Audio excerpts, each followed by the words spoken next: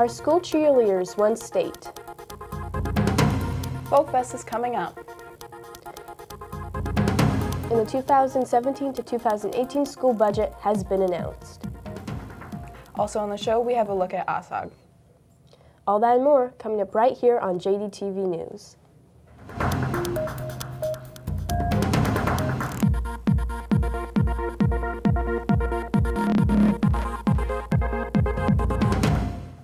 Welcome to another episode of JDTV News. I'm Aaren. And I'm Mari.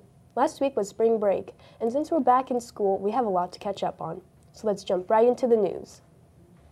Last week, the Alaska Association of Student Governments Conference was held at Thunder Mountain, where students from across the state discussed local, statewide, and even national issues.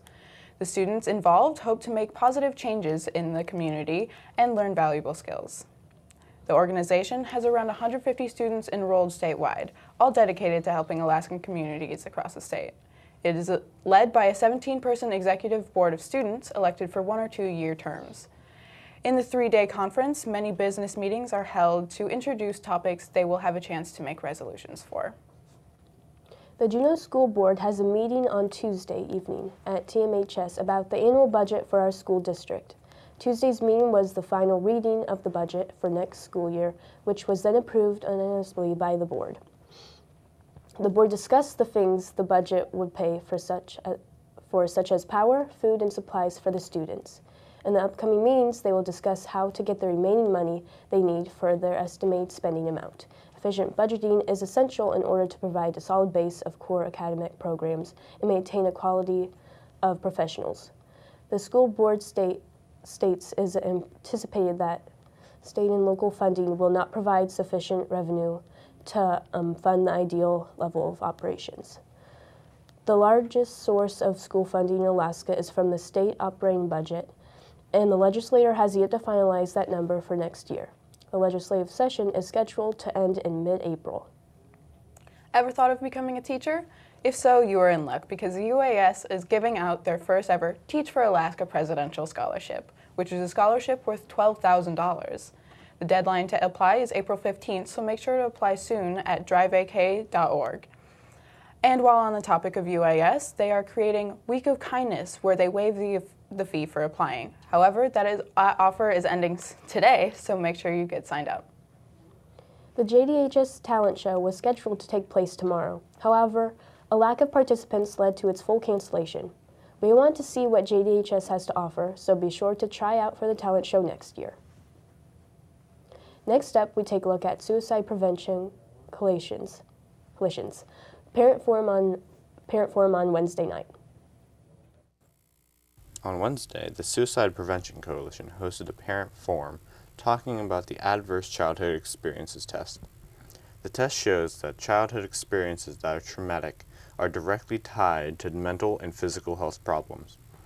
Adverse childhood experiences are a set of 10 questions. There was an adverse childhood experiences study done in the 1990s by the CDC and Kaiser Permanente, and they basically asked these 10 questions about childhood abuse, neglect, and household dysfunction. And so household dysfunction is about, if you have a parent, if your parents are divorced, if you live in a single parent household, if you witnessed domestic violence. These are types of questions that are involved in the 10 ACEs study. I'm glad people are taking active steps to improve suicide prevention. While on our spring break, many have pushed away anything related to school, including sports. So let's go ahead and take a look at sports with Janessa to re-jog our memory. Thanks, guys. Over spring break, our girls basketball team and our boys basketball team both played in the basketball state tournament. Both teams put up a good fight, and the girls placed 7th overall in the tournament, while the boys placed 4th overall. And congratulations to our cheerleaders who won 1st place in the co-ed division of the state cheer competition.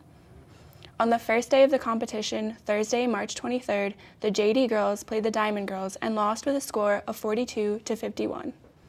The JD boys played East Anchorage and lost with a score of 55-87. On the next day, Friday, March 24th, the JD girls played the Lathrop girls and lost with a score of 43-58.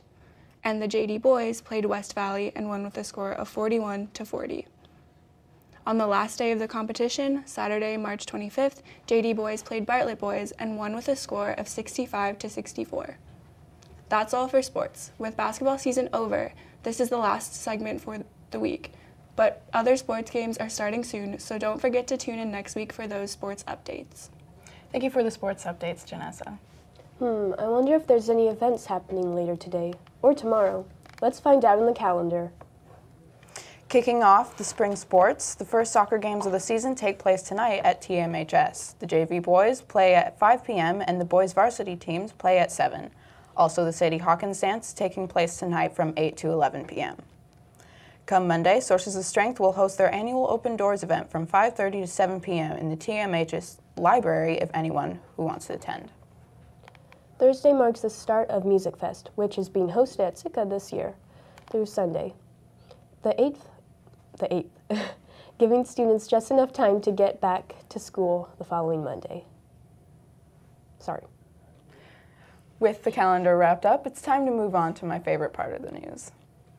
Up next, we have Joseph to fill us in with the weather. Take it away. Thanks, Mari. This weekend is a nasty one, which is always fun to have. The satellite map shows us that there's a lot of rain coming our way from the west, and that means that the rain won't be as cold, but warmer. Ah yes, summer weather. Today has a forecast of rain and snow with a high of 43 degrees and a low of 38 degrees with the wind at 12 miles per hour. Tomorrow there's some rain, more rain and snow with a high of 44 and a low of 34 and the wind at 11 miles per hour.